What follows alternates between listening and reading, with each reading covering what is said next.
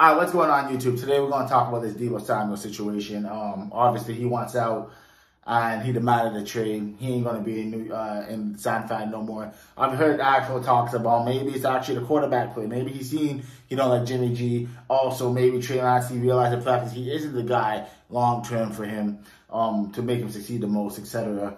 And maybe it's just none of the above. Maybe and maybe it's about the money. Maybe it's not about the money. Maybe he just doesn't want to be there at all. With that being said, before the video even starts, if you guys like this video, if you guys like the content, I see you guys been going crazy with the shorts. Continue commenting on those.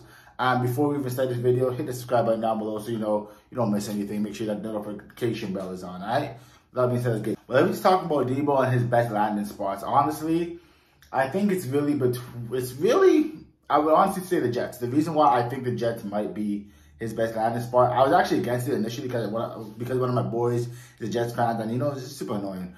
But I think the Jets makes the most sense for Deebo because they need that wide receiver one out there. They have the young guys, right? Elijah Moore they drafted last year, etc. Young quarterback.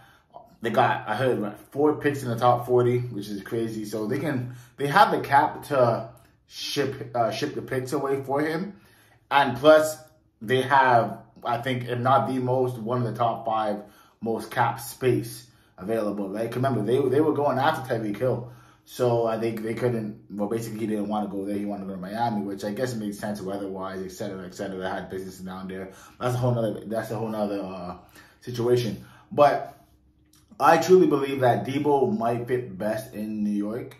But also now I'm hearing the reports that it's not even really the money; it's more or less how he was being used. So I truly thought he wanted to do that whole duo running back, wide receiver guy, but obviously he didn't. I guess he did not like anything that came with it. And, I mean, it is what it is. By the way, I'm not a Packers fan. I just have multiple jerseys. Don't do, I have multiple jerseys. Don't do that. But, yeah, like that's just my thought process on this whole, my thoughts on this whole Deebo case and where he ends up. I think he ends up with the Jets. I think they pull the trigger. I think they trade the 10th pick. I was saying maybe the Giants slide and pull off one of their trigger because they got 2 top 10 picks. I think they got 4 and 6 or 4 and 7, something along those lines. But whatever. Especially if they want to trade the 2nd pick of the top 10, it could be a move for them too. But then again, I think they just paid Kenny Golladay last year, who didn't really play because he was always injured. Sterling Shepard injured, whatever. So maybe they want to pull the trigger. But I think he ends up on the Jets because I think it just makes the most sense for them. And for him, honestly, if he just wants to, he's going to be the star of that team. All eyes on him. He's going to get paid. He's going to be able to play receiver. You know what I mean? They got Michael Carter, who actually had a solid rookie year. Really underrated. Solid rookie year. But that's my take on this. Let me know down below where you guys feel Deebo's going to land, or where do you guys feel it's going to best suit for him and suited for him. You know what I'm saying.